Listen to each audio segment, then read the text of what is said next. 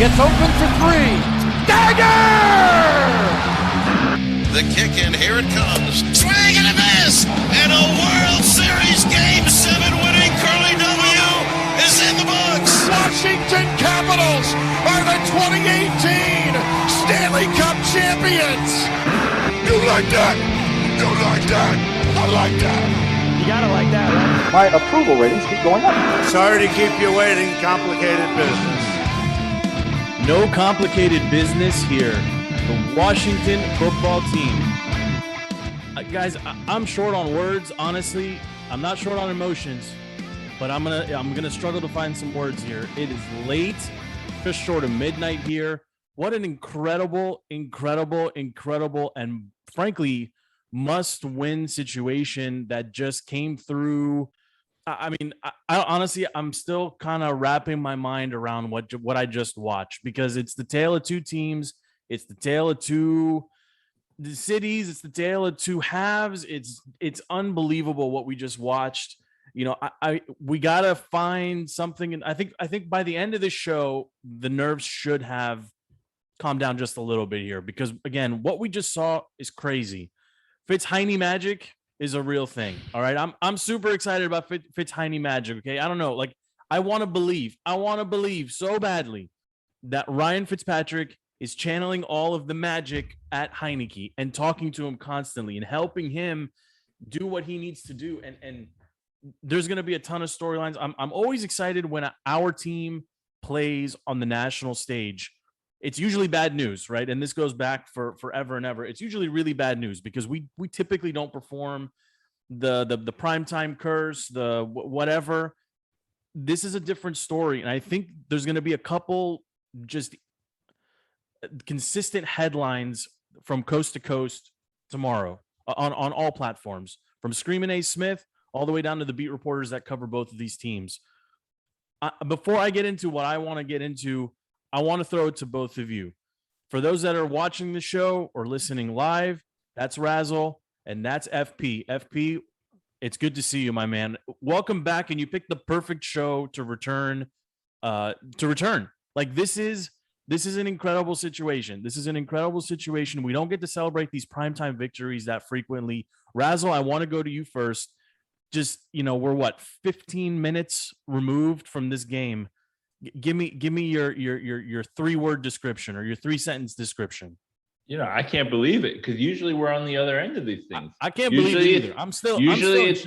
It's the other kicker who's making this kick and breaking our heart. And we thought, you know, that's right. The way our buddy Taylor Heinicke was played tonight was, I need to take back my Cam. I don't want to hear any Cam. Where's Steve? Coming. God, I knew. I just had a feeling he was going to punt. If this was a loss, I feel like Steve would have been the first one. He would have fired up the mics. He would have signed up to host the show. He's ready to bury them when they're down. He's ready. No. I was impressed. I mean, it was a little bit of an inconsistent game. You know, we didn't see a full 4 quarters played, but the way we finished, you know, the way we went down the field, we made those plays. You know, the out to Adam Humphries to get that first down, to get out of bounds. You know, I got to hand it off to the Washington football team. This is a game that we usually would lose, no matter who the opponent is, whether it's the Giants, we did lose. We missed the kick. They were offsides. But there's a little bit of face those are the mask things that never happen. Those are the things that never break our way, right? And you know, you gotta feel good for the kid in Taylor, because, you know, I after that pick that he threw, he just looked so like distraught. Like he just wanted to give him another shot. You know, FP, kind of. What did you think about the game tonight? I mean, FP. First of all, I'm digging the hat. All right, I just love the red Fred Durst hat. I'm just such a fan. It's the backwards hat, the gold curly W Nats hat. Whatever. Listen, you wear this, wear it for the rest of the season. Okay, do whatever juju you brought tonight. Bring it every freaking week. We're gonna need a lot more juju, man. We do need a lot more. I mean, what stood out to you? I mean, we for obviously not everyone's part of our chat constantly behind the scenes during a game. I mean, there probably I don't know 100 tweets between on our account between everybody that's got access to it. Probably 500 messages amongst the 5 or 6 of us that kind of put this show together and keep the wheels turning. I mean, you were pretty active tonight. Man. And I think I appreciate you keeping Steve in check, and we are going to take some shots at him because, again, if this game had ended, the way it originally ended, missing the kick, Steve literally would have been the first person here just going bananas about the D. Hey, and there about was a couple everything. times I was on Steve's side during this game, but I'll tell you what, the one thing that sticks out to me, because I'm still riding high, I'm still positive on this team right now before we dig into it. I'll tell you what, when's the last time you saw a Washington football team put up 30 on the scoreboard? 30, regardless of what happened, we somehow managed to put enough points on that board to win. And Ricky Seals-Jones, we finally saw Terry. We finally, AG was running. We should have ran him a little bit more, but the weapons did what the weapons needed to do. Props to Heinicke. For the coaching, they were good. Ron didn't make any decisions. I got some thoughts about Ron, though. He didn't do any decisions that left my head scratching, though. Well, he didn't seem like he was really into the game. There was some cuts in the first. He looked like he didn't want to be there. No, he looked exactly. angry. Like he was. Yeah, something just didn't look right. Like he's not talking to anybody. He's kind of like could have been a fly on that locker room at halftime, man. Oh man, he went in on them. Yes. But look, let's get into this game. You asked a perfect question. When was the last time they hung 30 on anybody, right? But when was the last time they were really competitive in a game, that they had to have? Yes, the playoff appearance last year is one thing, and it's kind of frozen in time, but this, even though it's the same people, it just looks like a different team. When was the last time they had 400 yards of total offense? When was the last time we came back and won a game? Yeah, we can keep going. When was the last time Dustin missed one and then made one and didn't freeze himself or didn't just, is he going to be? Look, it's not a hot take. He shouldn't be the kicker next week. No, he should. Oh, no, he's pretty consistent. He's better than the.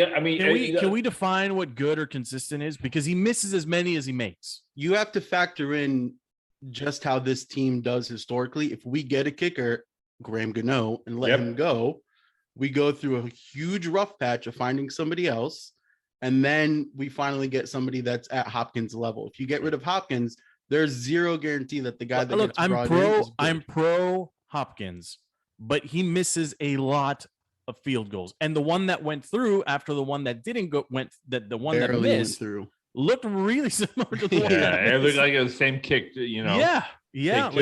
Like at some point, okay. If they had lost this game, we would be talking about which heads have to roll and everything else. Winning does cure all, and for 1 week, for 1 hour right now, I think we just collectively, everyone needs to take a deep breath in and then a deep breath out, right? Because this team, they did what they needed to do, which is get a win. They are 1-1. It's a division win. Like for at least one night, everything's okay, right? Yeah. At least for one night. But in reality, like you said, there's a lot of firsts here. 400 yards of offense, comeback victory. I don't remember. 87 rushing yards, not a bad day. 25 first downs. Anybody have that parlay? Joe, was that one of our first? Nah. Who would have taken that bet? 25 first downs, 23 for the Giants, and we'll talk about the defense here in a second. But because we won, let's focus on some of the things that went well. The story is Heinicke. The story has to be Heinicke for me, 100%. Right? And usually in these recap shows, we kind of come in with like 3 things, right? I think one of my things is the kicking on this team. I think Hopkins has to be challenged in practice for over the next 10 days. There has to be some accountability here with the kicker. Okay, there has to be. And I understand on a whole, yes, the league is in a different place and kicking is not what it used to be, blah, blah, blah. You can't make as many as you miss and then be considered to be, this isn't baseball. You can't go up there and swing 10 times, hit it 2.5 or 3, and you're amazing at your job. This is a totally different made beast. 3 field goals tonight. Hopkins. Hopkins made 3 field goals tonight. Are you confident when he steps up that he's no? Okay. So that's the last thing we need to be talking about tonight. All right. So let's talk about positives then. Let's talk about the positive. Who do I want to beat tomorrow? Let's talk about Taylor. Let's talk about Taylor. He started off a little slow. We had those first 2 drives where both of them went 3 and out. He had I think he got sacked on both third downs. They didn't start slow. They didn't start. The whole first quarter was completely that was bad. SHIT with a capital S, baby. And then in the second quarter, they started opening things up. He started making throws. He built that relationship with who we got centered right here on the screen, Mr. McLaurin. And they started making some plays that they needed to make to keep this game competitive. I mean, we went into halftime looking at the box score here. We went into halftime with the lead, 14-10. We had two good touchdowns in the second quarter. So like I said, the game, it was a good game. I feel we won the second quarter. We won the fourth quarter. The other two quarters, we kind of came out flat. We came out of the half flat. We thought this game looked like it was going to be pretty much dead and gone. Daniel Jones, I think, hats off to Daniel Jones. I know we haven't brought up many of the Giants yet, but Daniel Jones played a hell of a game. He ran the ball. He made plays. Surprised by his running. Totally surprised by his running. But we shouldn't be because he did the same thing last year. He did the same exact thing last year. But it's almost like they game planned it this time. Right. Yeah. It wasn't a scramble. They game planned for him to run. And some of the throws that he made on our secondary, that Darius Slayton touchdown, if he made that catch, that we would have been talking about a different outcome tonight. The Giants let us win. They did not want to win this game. Right. I don't know how anyone disagrees with that. Daniel Jones, I'm not ready to talk about the Giants. I got to be honest. There's a couple things. I think we still got to talk about the football team. I think we should continue to highlight Heinicke here. He balled out, right? And he started off slow. And, Joe, and I would ask you and maybe challenge you a little bit. Do you think it was Turner calling a better game as the game progressed, or Heinicke taking more ownership or at the line and just making calls? Because I'm not, look, Scott, I still think he calls. Yeah. I have a lot to say about Scott Turner, but I just, for Heinicke, it was literally like night and day. Those first two possessions, it didn't look like the offense understood what you said it. What are we supposed to do on third down? It's convert. Convert. Right. and they weren't able to do it consistently. Right. They weren't able to do it. But as the game progressed, maybe Heinicke settled in, maybe Turner settled in. Like Turner seems like the guy, once upon a time there was talk, that our offensive coordinator, remember when we had like the triangle offensive coordinators where like the guy upstairs was talking to the guy on the sideline, and they had their first 15 plays scripted. This was a J thing, right? Club J. Hey, these are the first 15 things we're going to do. We're going to run them in order. We're not going to adjust anything. These are the first 15 plays. Don't talk to me until we get to play 16 type of thing.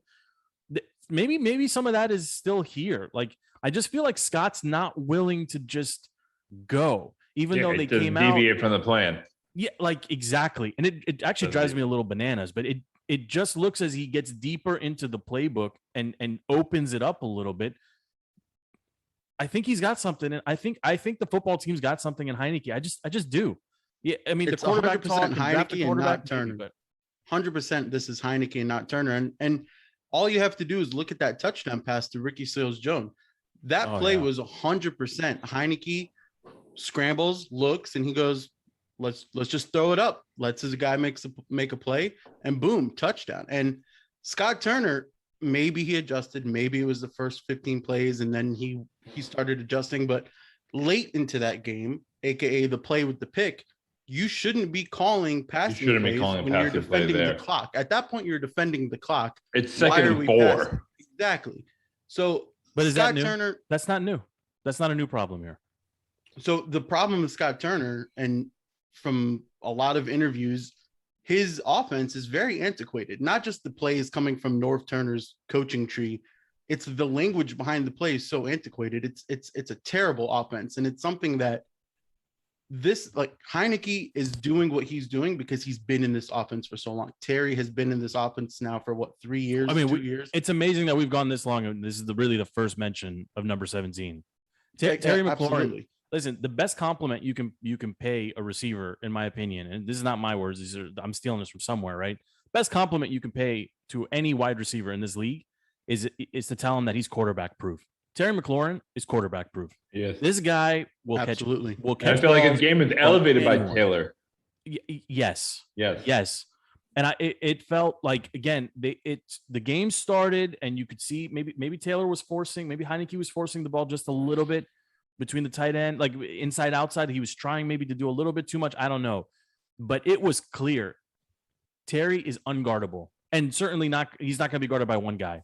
And Heinicke picked up on it, and starting somewhere in the maybe middle of the second quarter, it just started heating up. Just look his way, feed him. Even if you're not passing it to him, if it's not, if the play isn't for him, just he's make looking the defense guys off. Shift Terry over there. McLaurin is quarterback proof. This guy is. I hope he is a Washington football team.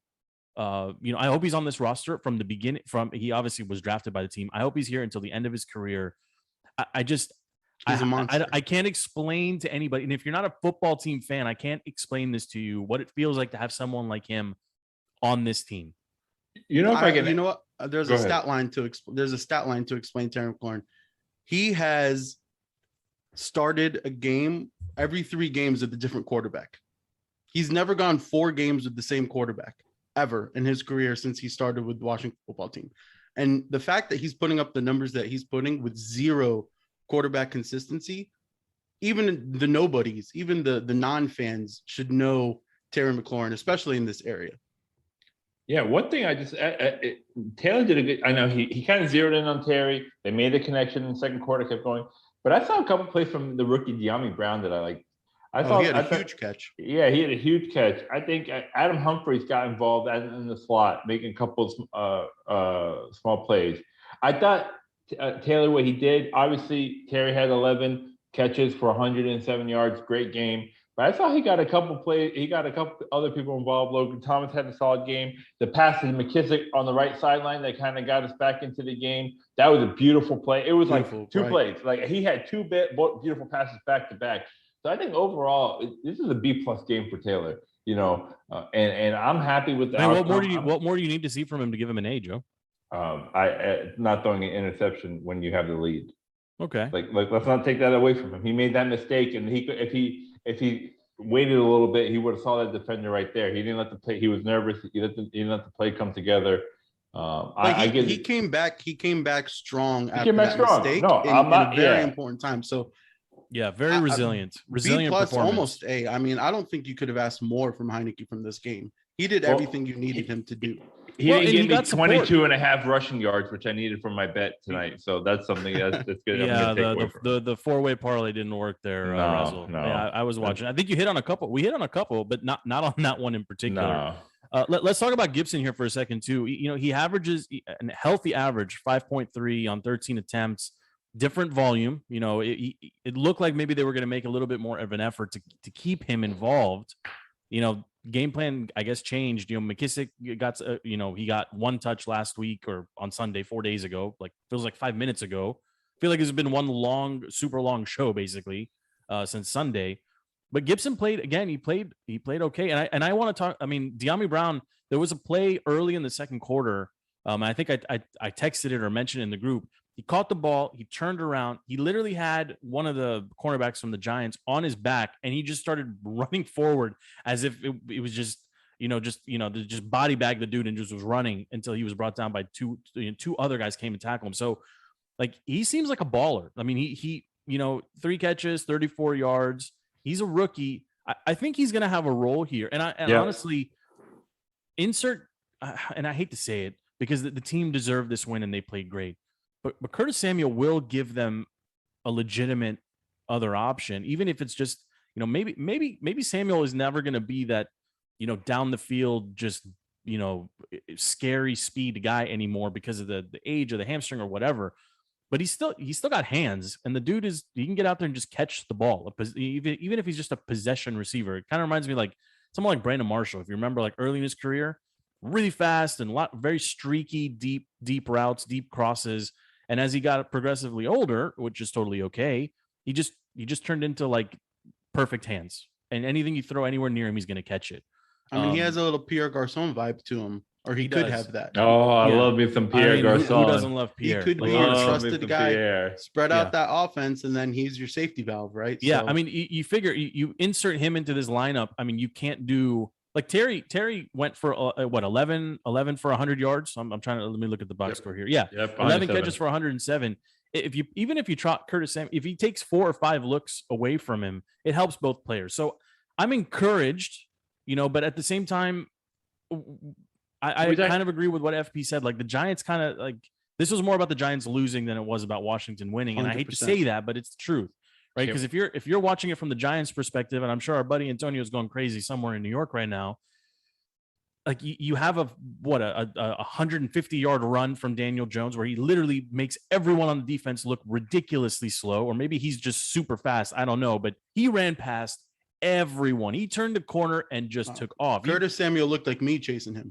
Listen, Landon Collins couldn't have looked older for that. It was 4 seconds. It felt like 4 minutes. And I'm sure if you're Landon Collins trying to catch the quarterback, the big mouth breather from New York, I'm sure on the inside he died a little bit because he was nowhere near him. So, like, if you're a Giants fan, you have Daniel Jones, you have that TD gets wiped out. Then you get a drop. That's another touchdown right there. That's a free touchdown right there. He made a beautiful and then pass. You're offside. You're offside on a end of game field goal attempt where, let's be real, like it was 50-50 at best. I mean, every kick is 50-50. I understand. But Hopkins, it's like, I mean, literally, I couldn't watch. I don't think, I mean, it's just one of those things where you do one of these things, right? And you just can't, I can't watch it. And that's why, if you're a Giants fan, this is like extra painful. Like 29-30 loss is painful. But I mean, as a Washington fan, I feel like we've been in this position 10 million times. They're really like, New York is not as talented as Washington, offensively or defensively. That is my opinion. They lost the game by 1 point and left at least 14 on the field. That's got to sting. Yeah, that's got to sting, and it's got to not leave a good taste in our mouth on defense. We allowed the Giants to score 29 points. You know, there are times where the pass rush would look like exactly what we expected them to be. The front four were getting to the Daniel Jones, but if we didn't get to Daniel Jones, he was making plays. And he was finding. He was dicing. He was dicing the secondary. Yep. This secondary is making me nervous. The more after these two seeing them. You have to clarify though. It's the linebackers, not necessarily. Yeah, Willie cornerbacks. Willie balled out. St. Juice actually had some great defended passes. Yo, Kenny Galladay got held to 3 catches. Yeah, and insignificant catches. Kenny Galladay's hurt. He's not where he is. He's sitting on my bench right now on my fantasy team. That's where he belongs right now. Okay. The point is, we allowed the Giants to score 29 points on our defense. Yeah, granted, there was some field. That's a lot. The Giants' offense last week. The defense. Hold on. Well, I mean, and Stevie's not here to defend himself, but I'm gonna take some shots anyway. Okay, he was ready to bury this offense, the defensive line. They got progressively less crappy. Okay, they weren't very good still, but and they gave up. Remember, I mean, the Giants, that dude that his leg exploded. I mean, that was I don't know if you guys saw the lineman. Yeah. Do not disgusting. Go Google or Twitter. It's terrible, and I'm never gonna cheer somebody's injury. That sucks. But the very next play, okay, they bring in Razzle off the street to just play right tackle. And then the audacity, the balls on Jason Garrett, we're going to run right that way. And Saquon rips off a 35-yard run. And I want to talk about Saquon for a second too, because he finished with 57 yards total, right? So he got more than 80% on that one run. The defense, they won't be discussed tomorrow, right? There's a little bit of pressure, I think, taken off of them. The linebackers, there's a big problem here. There's a big problem here. If only we used our first-round pick to draft the stud line. Oh wait, we did do that. I mean, you got one. And I think. I heard his name once. What did he do? I heard what his did name he do today? once. What's the box come score on, say? he's a rookie. 2 tackles. 2 tackles. It's week 2. No, but you can't say he's a rookie. He's a first-round rookie, and you have Micah Parsons over there on the Dallas Cowboys sitting there on Hard Knocks and being I know Micah Parsons changer. is only good on Hard Knocks. I saw a couple clips from him last week that looked completely lost against the Super Bowl defending Tampa Bay Buccaneers. But he still had a great, much better game than Jamin Davis, who's getting plowed in the first week against the Chargers. Sort of did enough this week, but for being your middle linebacker, your first-round pick middle linebacker, you need more from him faster. And his team needs more from him because there isn't anyone behind him or in front of him that's any good. The linebackers they're going to be problematic, and I feel like looking at the box score and kind of letting everything just kind of marinate and calm down. Like I'm calming down a little bit after this game, right? The team, I mean, they got. It's ironic to even say because Daniel Jones, I felt like he had all day to do whatever he wanted in the pocket. He could run, he could pass, he could stand there, he could have a picnic, and there was no pressure. I felt like there was consistently, no pressure. But they did end up with, I think Jonathan Allen ends up with what, 2 sacks, 5 tackles, 5.5 tackles and 2 sacks. Fuller got a sack off that corner. Sweat played a little bit more. Them 4 times. Like they seem to find a rhythm, but I mean, consistently again, like this team is supposed to be the the defensive unit, the defensive front in particular. And Deron Payne was posting on Twitter, and here comes the pain, and it's raining, and rain plus pain. And yes, I get it. But you got to play better. I mean, that was embarrassing. I mean, that's the second week now in a row, right? In the span of 4 days that they seemingly were not prepared on the opening drive. I mean, I don't know what happens. Like it's literally like the whole team is just warming up. You have to take it with a grain of salt. The linebackers are so weak that teams are now preparing to face that front line by doing quick passes, 3-step drops. And I don't care how good you are, you're not going to be able to get pressure consistently on a 3-step drop. It's impossible. That linebacker group, that is the reason why we're not seeing the pressure from that front line. That's it, hands down. That's the reason. Sweat still did what he needed to do. Young still did what he needed to do. Payne stuffed a couple runs from Saquon easily. Jonathan Allen's a stud. Thank God we re-signed him. I like him as the anchor of that line. Heinicke never came back in, right? Heinicke did come back in. Did he? He was walking it off. He's my guy. He got binged. He got the jewels got jiggled a little bit. Okay. That's all. I mean, something happened because he was slow getting up, and he was doing the leg. I think you're right. He was doing the leg shake on the sideline for sure. Mm-hmm. The air him out. It was a helmet right to the junk. You could see it if you watch again. Let's. I mean, any thoughts on that call? To Ricky in the corner, because I mean that's got to be deep in the playbook, right? I mean, we didn't even see Ricky take the field. I mean, he didn't. I don't think he played a single down as a tight end on Sunday. He's a blocking tight end. As he comes into block, he's in the jumbo package. Maybe he's gotten older because he used to catch balls. I mean, he used to, I think he was out in Arizona for a while. He used to catch balls. Yeah. Right? I mean, he definitely wasn't the number one option on that play. You can saw Taylor how he went through and made his reads and saw it. And he at first he thought he was throwing it away the way that ball came out, but I think a little bit of him was throwing it away. Yeah, he threw it in a place where if Ricky doesn't make it, nobody's getting it. Right, he threw it in a place that only Ricky was going to catch it. So I mean, he had the confidence from that first from the pass right prior to McKissick down the sideline. It was a hell of a throw. It was a hell of a catch. It's a play that we needed at the right time. So I was impressed by the play. I was impressed by the execution and the confidence. That's what this team needs. It needs confidence. It needs to be able to walk into the game and say, we can execute. We know we belong here. We've been putting in the work week in and week out in practice. Those are the plays that's the fruit of the work that this team has been putting in. No, I mean the offense for sure. You're giving them a lot of praise there, Razzle. I'm saying that drive by 1 point against that. I'm saying that drive with 2 beautiful plays on the screen on the out route to McKissick, and then followed by the pass to Ricky Seals-Jones. Those 2 plays right there, I'm saying, are plays that this team needs in order to build on the confidence. Look, we're 2 weeks. We're not even 2 weeks. We're 4 days into the season. Yes. We got a big game coming up with Buffalo. We're going up to Buffalo. In 10 days. These are the type of games that we need to win. If they play like they play today, they're going to lose by 20. I mean, yeah, for sure. I mean, we got to see what kind of team Buffalo is this week. I mean, they didn't play that well. I'm just saying, just assess them based on what we just saw against the Giants. The Giants, again, like I mean, there's no love lost between Washington and DC.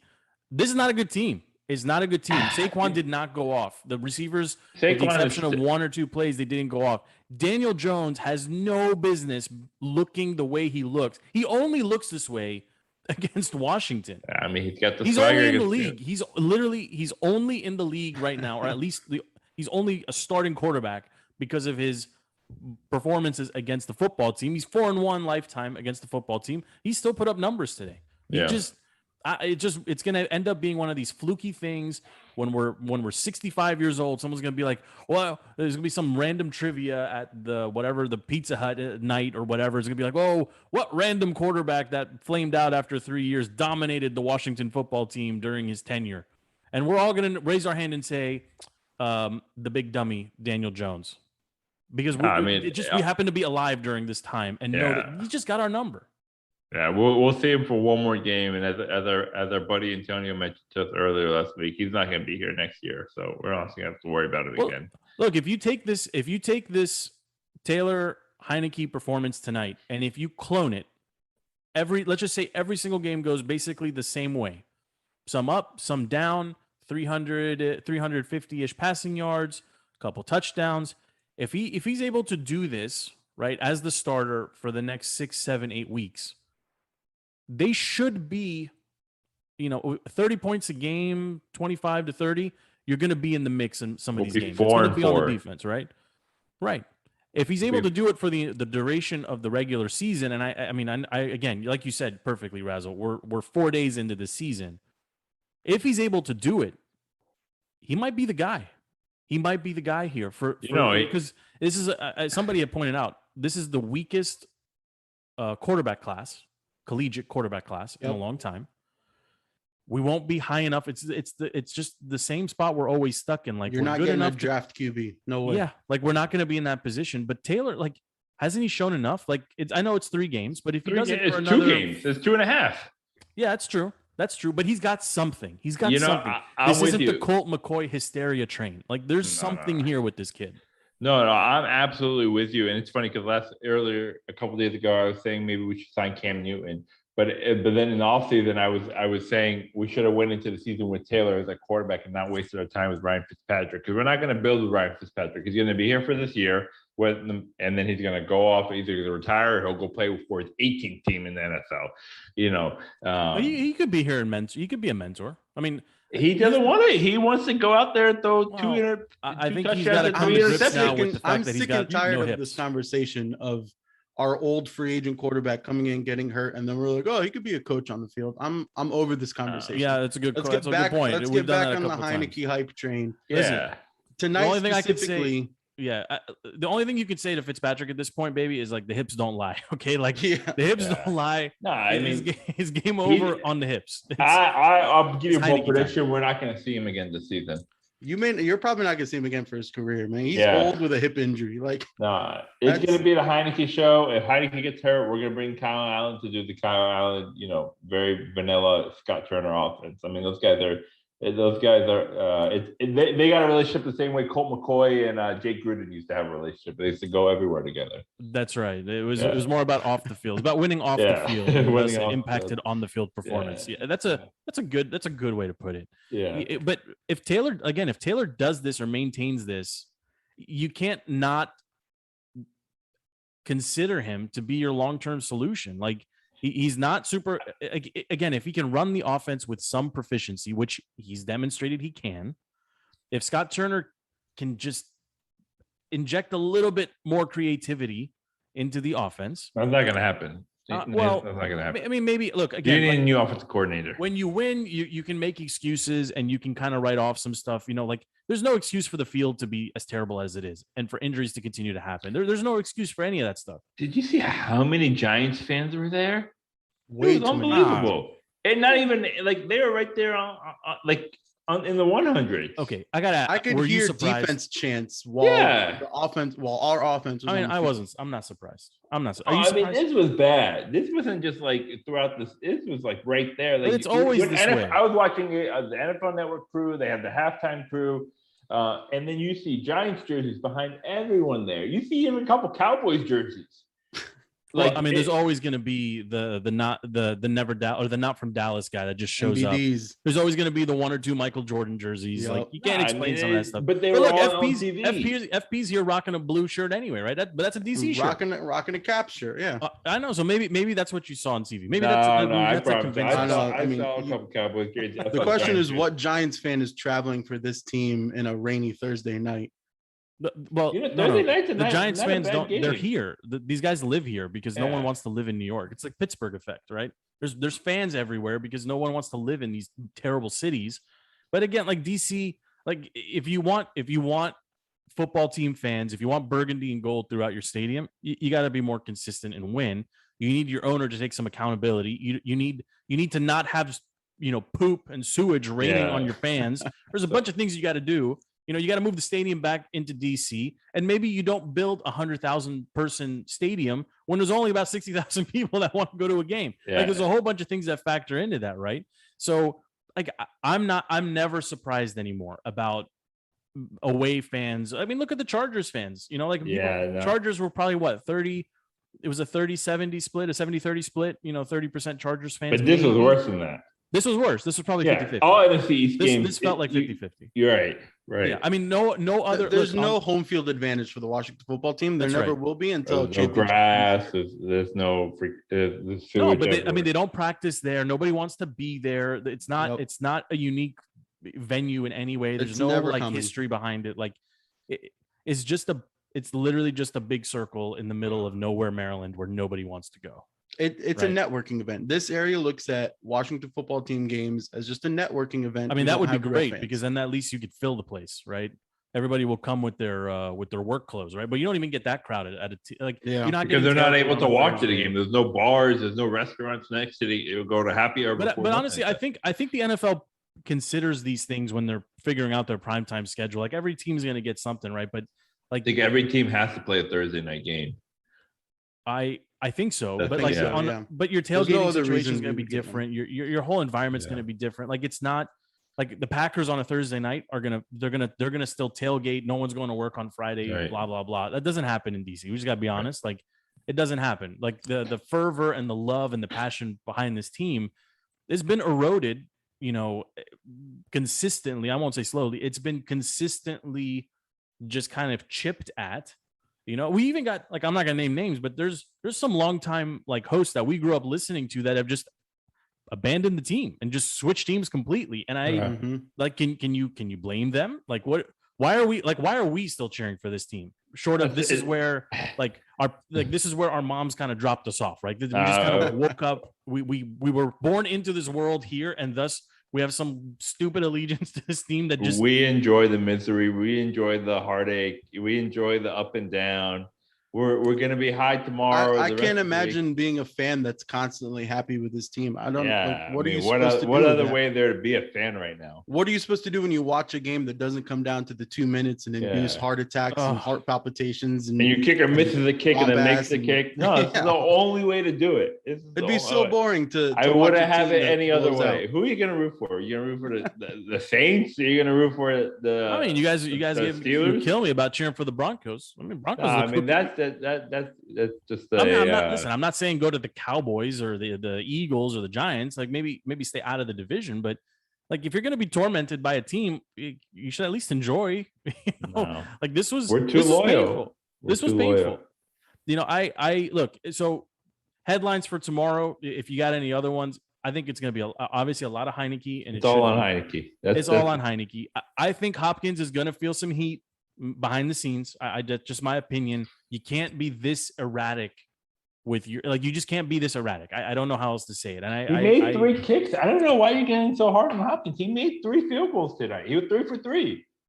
The truth is, all the headlines tomorrow, it's not even going to be revolve around the Washington football team. It's all going to be about the Giants, their breakdown, their choke, their missed extra point. I think Joe we'll get a Judge little is a bit You of saying love. special on the teams national coach and they spotlight? miss a kick. On the I national think we'll get a spotlight? little bit of love. Yeah. A little bit. Heinicke Heinicke's may gonna get a get little bit of love. praise. I mean, No, Rivera is a story. I mean, Ron in and of himself he's a story, and somebody will spin it into resilience of the team, and Ron made it happen, and that's fine. I'm okay with that. But for one day, we're gonna. I enjoy listening to all the opinions and the bloviating the day after we play on the national stage and win. Like Yes. I'll make time for all the radio and all the talking head shows because it'll be the first segment of every show, and then they'll pivot away because you know, We'll we talk about consider the Packers. We'll talk about Aaron Rodgers. We'll talk about Dak, which the they should. Cowboys. Honestly, Aaron Rodgers and the breakdown of that relationship between him and the city and the team, it's a bigger story than Heinicke winning. Did you see all the memes that came out? I was just about to bring him up. There were a couple of ones that cracked me up. The Nicolas Cage. I mean, yeah. Look, FP, we didn't get your take on this. I mean, I know you watched every single game probably over the weekend. Yeah, I did. We all had some different takeaways. You know, mine was I think Aaron Rodgers and that situation is the lead story moving forward. I mean, is there something bigger that we missed? I mean, Stevie was big on the NFC West. I think Razzle, you had some strong thoughts on the Bills and on the Cardinals and just how dominant the Cardinals looked. I think they're one of your sneaky Super Bowl picks. The Rams. You're forgetting about the Rams. I'm sorry. You know, but FP, I know, like I said, you probably watched everything that we watched. I mean, did you have anything that kind of stuck out? For me, it was Aaron Rodgers. That body language was terrible. He doesn't want to be there. Joe Barry can't coach it. Like, nothing has changed since Joe Barry left here. He still can't coach a defense. I mean, I think it's a huge story, and because it's the Packers and it's Rodgers, you know, I understand why it leads pretty much every broadcast. It's definitely the biggest story media wise, and I personally think that he is phoning it in. I don't think he truly cares to compete on the Packers, and he's kind of forcing their hands to get rid of him or make a QB change, and then some kind of drama happens. But from a football perspective, to me, the biggest surprise or the biggest headline is really the flip of that game, Jameis Winston. And I really want to know if he kind of had like a Carlos Rogers effect where LASIK fixed Jameis Winston, and all of a sudden he's a stud. Oh, I forgot QB. about that. I love me some Carlos. I forgot about that. You give him LASIK, and all of a sudden he's dropping dimes and throwing. That bastard couldn't catch a cold. He gets his eyes fixed, and he's catching everything. Yeah, maybe Crab Legs just needed his eyeballs. He just got his LASIK. That's he it. needed some real coaching. No, I mean, Sean Payton's the quarterback for Spur. I mean, he maybe thank God they made. He had 140 yards passing. No, he seemed accurate. He seemed poised. He seemed confident. He threw the ball like 12 times, Joe. If Tyler Heinicke tonight had 140 yards passing, 4 touchdown passes, my God! I mean, you'd be doing this podcast with your shirt off. Yeah. Fine. I mean, okay, yeah. I won't argue with that. I won't argue. But look, tomorrow, Heinicke. I can't wait to hear Skip Bayless tell me that you still watch Skip. Yeah, I watch Skip. Listen. I'm a connoisseur of all hot takes. The only time you should watch Skip is when the Cowboys lose. Yeah. That's only the only time he's good. I mean, what's your go-to? I'm gonna listen to the radio in the morning. The radio is always on. Like, I'm for better or for worse, I'm obsessed with radio. Best show hands down is Good Morning Football on NFL Network. That actually is a very good show. That's a they do it very well. No, they just got rid of Nate Burleson, and they're bringing in guest stars. I think D Hall was on it last week. Yeah, but that's all around a really good football show. And tomorrow, my boy First Take. Now they got rid of Max, they got a rotating cast. I think Fridays is with Tebow. So if you want to get a little bit of Tim Tebow. It's hard for me to give ESPN my viewership. Well, look, you keep rocking that red hat, baby. All right. I see you. All right. Nothing but a nookie. I see you. All right. Any final thoughts before we put a bow on this one? I mean, look, I don't want to get too. I don't want to preview the Bills. I think we'll do that. We'll have plenty of time to do that. I think, for me, walking away from this game, the two things that are going to stand out, it shouldn't have been that close. From a talent perspective, Washington should have dominated from start to finish, and they didn't. The win is much needed. They're 1-1, but we'll take it. Right? It's a division win. It's better than anyone else right now in the division. They're 1-0 in the division, so we'll take it. They should have beat this team more handily. It's okay that they didn't, but I mean, again, a win is a win. I think there was enough get right here for the team to build off of this with an extended break now before they have to travel to Buffalo. Buffalo will present a completely different challenge with a team that is offensively loaded, much more so like the Chargers are built than the Giants.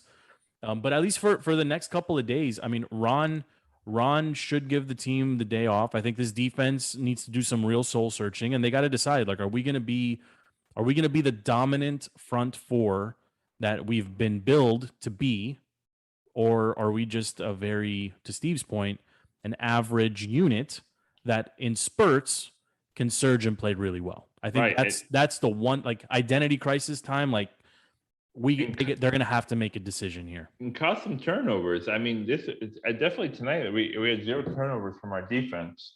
So we need to find some ways to be creative, because this offense, like, it's going to be erratic all season. So we're going to need to find ways to move the field position in our favor. There were no turnovers. I got to go back and look at the stats to see what we were like last week against the Chargers in terms of getting the ball back. But the defense needs to do a little bit of soul searching. I think the offense needs to continue to build on success. I think we need to see a little bit more of Gibson in the plans for the game, and we need to see him a little bit. Does it bother you how he runs? I noticed it a couple times today. The ball, it's loose. It's a little loose. He does the chicken wing thing a little bit. Like running backs that have been running backs their entire lives, they run like with that ball really tight. Well, he's not a running back. High and tight. He needs to learn high and tight. Well, that's the thing. And just a couple times tonight, I was just the arm comes up, like, you know, that loaf of bread effect, the Terrell Owens, like, I got it with my monster. I want to see him involved in the passing game. That's something that I was hoping to see a little bit more. I know they get. Well, you want like wheel routes from the backfield? I want some wheel routes. I want him to get more than 18.5 points, 18.5 yards, like what we had in our bet today. That's what I want him to get, a little bit more than. I want to see him included in the game. I mean, look, I don't disagree. I mean, I think he's got some of that LaDainian, the LT skill set where he can run, he can run through the line, turn around, catch the ball, and fall down. 2-3 yards every time you need 2 or 3 yards. Yeah, it's not a bad point. I mean, he still has a long way to go, but for how young he is as a running back, he's doing, but look right behind well. him. I mean, JD, they don't that the offense doesn't skip a beat when the spell team not much of a beat to skip, but yeah. Well, okay, but McKissick is a capable running back. Yeah. He can run. He got us some third down conversions. He got those first downs, but you know what? And by the way, complete BS at the end of the first quarter or beginning of the second quarter. When you fall and you're not touched and you continue to move forward, you get credit for the yards. Okay. But there was bad calls on both sides. And that but that's like typical football team crap. Can I just say that brings me to my point? The two things I need to talk about: penalties, both sides of the ball, god awful, terrible, cannot happen, so sloppy. And then diving deeper into that, Sam Cosmi is crap. I need us to go back to the Jets, bring me Morgan Moses back from their second string and bring him back on this team. Cosmi has way too many mistakes, week 1 and week 2. Guy, like 2 seconds ago, you were giving the linebacker, you're giving the rookie a break, but you're poo-pooing all over the offensive lineman. Why? No, he wasn't giving any linebacker a break. He's done with this whole offseason, we hear that Cosmi's going up and practicing against Sweat and Young. Well, apparently Cosmi's so bad that he made Sweat and Young regress a little bit, and the whole defense is suffering. All I'm saying is that's a very good point. Cosmi is very terrible, and if Chase and Sweat are going through training camp, be like, "Oh man, I'm rocking him. I'm ready for the season." Clearly, you're not. Something. I'm going to isolate that. That's going to be the lead clip for the show because you're 100% right. If you're practicing against poo, you start to think that you're not poo, right? Exactly. Until you face somebody who's not poo, and then you realize, hey, maybe I'm poo. Right. I mean, that's where this unit is right now. They have got to play better. I mean, Steve, within the first 3 plays, was ready to punt on the game and he's like, let's go out and get a drink. Forget about the game. This is gonna be a long night. Blah blah blah. And he wasn't wrong. I mean, he wasn't wrong. This team cannot be successful if the defense cannot get consistent pressure with only 4 down linemen or 3.5 or whatever formation or front they want to put together. If you have to bring the linebackers who are slow consistently, what Daniel Jones did tonight is exactly what's going to continue to happen. He's going to turn the corner and run right past them. And he looked like an Olympic sprinter today. Like he literally ran away from everyone. Oh, he looked incredibly fast. It was almost like it was Michael Vick back there. But if you're not going to play our game, at least play a clean game and try to get through the downfalls that we might have. Yeah, I don't disagree there. I think there's a lot of storylines. There's going to be a lot of discussion. I'm looking forward to that, to watching football this Sunday and not having my day ruined. It's amazing. Yep. It's gonna be nice. Like, you can fire up Red Zone I stopped paying for Red Zone. I just like to. I mean, I can't follow all of the games. So what are you watching? You're going to be stuck watching like the Dolphins and the and the Bills, or you're gonna get stuck. Yeah, I mean that's why I want to watch the Bills. I'll be scouting the Bills. No, I'll watch the Broncos. You need some Scott Hansen in your life, Joe. You need some Scott red zone, and just keep your fantasy up. Yep, perfect Sunday right there. But the bets on maybe I'm just getting older where I don't. I mean, fantasies. I do fantasy football because I enjoy hanging out with my friends, not necessarily. Maybe I've also come to the realization I'll never win our stupid league. We're in season 18. Your boys never won the championship. I've sniffed it a couple of times. You do red zone. I'm just looking at the slate for this Sunday. You do red zone pretty much the whole day. There's not really one game I want to watch until you get to the Sunday night where you see the Chiefs and the Ravens, which for me, the Ravens are the most overrated team in the NFL. So I think that's not going to be as close to. Yeah, I mean they don't have running backs. They lost a bunch of key players. They don't have a quarterback. They don't have a quarterback. Yeah, Lamar is. I've seen that show before. It's called RG3. I've seen that one a couple times. By the way, can we talk about RG3 just tweeting the team constantly? Put me in. Just make the call, coach. I don't know what call he wants. You think RG3 gets a call before Cam Newton gets a call? I don't think so. No, you call Cam. No, RG3 at least for 1 week. Hopefully, we don't have to listen to Cam Newton talk. Like I'm a fan of Cam Newton, but I am not a fan of him being on this team. I don't think they need him. I think Heinicke showed. We'll see what happens after the Bills. The only time you should be talking about bringing in Cam Newton is if we're trotting out Kyle Allen as our starter and barely putting up 10 points. Bring in the circus, bring in the freak show, bring in the drama at that point to at least keep me entertained. Yes. But right now in Heinicke, I trust, man. This guy, absolutely. The kid's got it. Let's enjoy this victory, boys. Let's put a bow on this show. Let's go and celebrate by probably going to sleep. Let's be very honest here. I'm exhausted. Your boy hasn't seen 12:30 or midnight or 1 o'clock in the morning in a long time. I'm ready to get to bed. You know what? We're going to wake up tomorrow to a lot of coverage, positive coverage of the football team, and that's a good thing. So we'll take it. We'll enjoy it. Like I said, our Sunday cannot be ruined by the football team because they will not be playing, and that's a positive as well. And we can start to look, next week at the Bills and see what this team can do, to try to steal one in Buffalo. They shouldn't be favored. I think that line's going to be very, very favorable. So I'm sure we'll do some betting breakdowns. But for now, thank you, Razzle, for joining the post-game show. Thank you, FP. I love the hat. Bring it back. Keep wearing it. Don't shower until the team loses. Okay, you're the good luck charm here. So keep it rolling. To everyone that's been watching here on YouTube, thank you for watching the show. It's kind of a cool way to interact with the show. You can find us on Twitter, everywhere you can imagine. Wherever you get your podcasts, you can find the show as well. Just search for DTC or Defeating the Curse. And thank you to the Contender Network. We appreciate them as well. A lot more coming on that front in the weeks to come. And the road ahead is an exciting one. We're done with 2 weeks of 17. It's going to be a fun one. Thank you, boys, for making time. Washington football team beats the New York Giants at home 30-29. It is over. We have won. We are